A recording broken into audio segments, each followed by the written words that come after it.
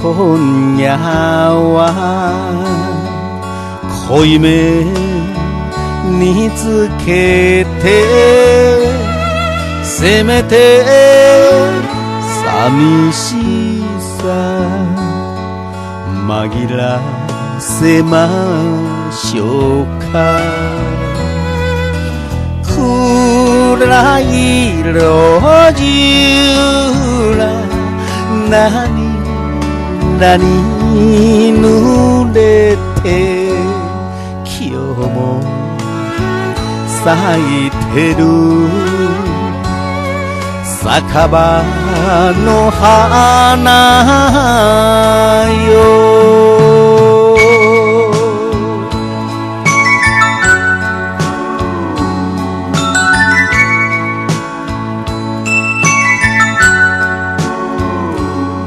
夢は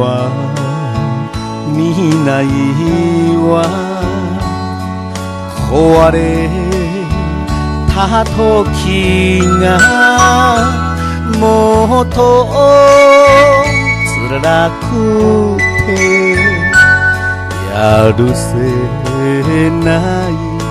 から飲んで歌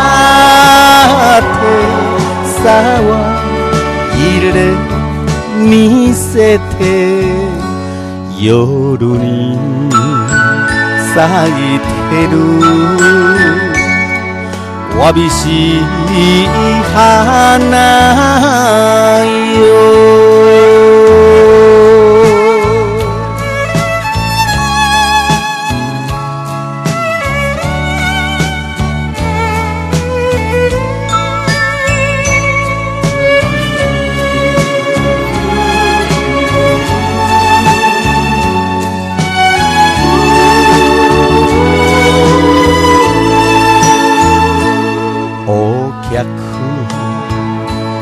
送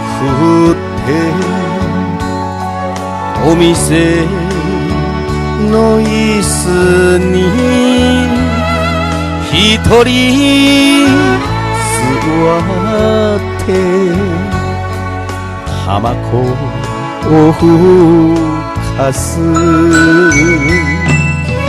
いつま幸せを向けるけど明日も咲きましょう酒場の花よ。